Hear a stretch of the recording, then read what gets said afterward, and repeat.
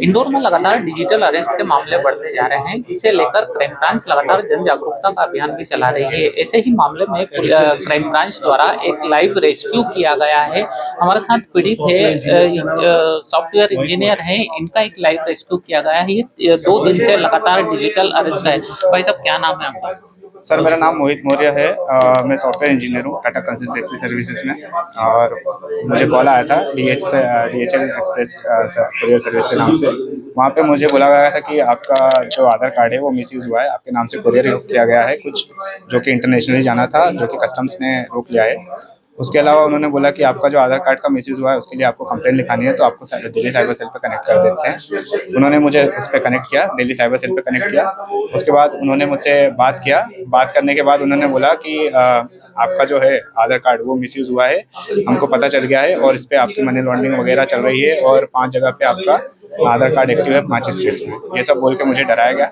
इसके बाद इन्होंने बोला कि आपको अभी किसी से बात नहीं करनी है, किसी से मैसेज नहीं करना है, आपको स्क्रीन शेयर पे रखनी है, वीडियो कॉल ऑन रखना है, कहीं जाना नहीं है, कहीं आना नहीं है। ये सब बोल के मुझे हर चीज़ से अवॉइड किया गया। कितना पेमेंट डलवा लिया?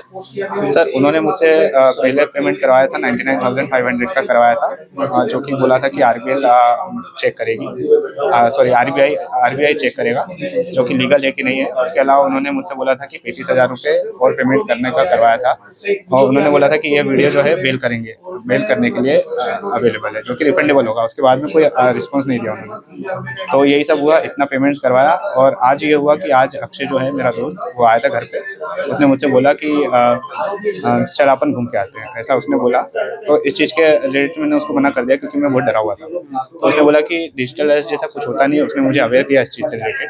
अवेयरनेस के बाद उन्होंने मुझसे बताया कि मेरे एक सर हैं पहचान के साइबर सेल में, उन्होंने उनसे बात करी। बात करने के बाद उन्होंने मुझे बताया कि ये सब कुछ नहीं होता है। और उसके बाद मैं थोड़ा रिलैक्स हुआ। रिलैक्स होने के बाद हम लोगों ने सोचा कि अब इस चीज़ के बारे में बताना चाहिए। तो अक्षय ने उनसे बात करी थी, तो वो जो ऑफिसर है उन्होंने DCP सर को फ़ोन लगाया।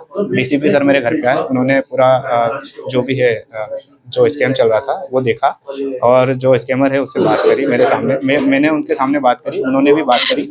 और बात करने के बाद वो स्कैमर समझ गया था कि अब कुछ नहीं होने वाला है। तो उसने सर बोल के कॉल काट कर दिया। इतना। उसके बाद फिर हम लोग यहाँ पे आए, और यहाँ पे आके हमने FIR दर्ज कराया।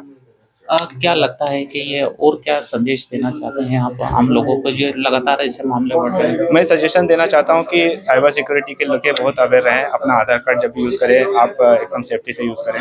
और अगर ऐसे कोई स्कैम कॉल आते हैं तो आप एक बार या तो अपने आसपास के जो साइबर अवेयरनेस जो स्टेशन से मैं ये सजेशन देना चाहूँगा कि आपको साइबर अवेयर होना बहुत ज़रूरी है। डेली न्यूज़पेपर पढ़ना चालू करें, और आपको ये चीज़ें पता चलती रहेगी जब आप न्यूज़ देखेंगे कि किस किस तरीके से स्कैम हो सकता है। मैं यहाँ पे ये न्यूज़ मतलब यहाँ पे जो है मेरे साथ स्कैम हुआ है, मैं यहाँ पे विक्टिम हूँ। तो मैं ये अवेयरनेस फैलाने के लिए फैलाना चाहता हूँ कि मेरे साथ स्कैम हुआ है, तो और भी लोग हैं जो जिनके साथ हो सकता है, जिनको ये समझ नहीं पड़ती है उतने टाइम पे कि क्या हो रहा है क्या नहीं हो रहा। जी। हमारे साथ राजेश डंडोतिया जी भी मौजूद है, हम उनसे जानेंगे किस तरह से पूरा रेस्क्यू रहा और किस तरह से सर एक रेस्क्यू किया गया है, लाइव रेस्क्यू, किस तरह का ये पूरा मामला था और क्या कुछ सूचना मिली? ये एक अक्षय तिवारी है, जो कि एक जो पेशे से एडवोकेट है। उन्होंने मुझे कॉल किया था और उनके द्वारा ये बताया गया कि सर मेरे एक दोस्त है जो कि डिजिटली अरेस्ट है, घर में है, जो कि संगम नगर के पास शुभम जो मल्टी है उसके पास रहता है।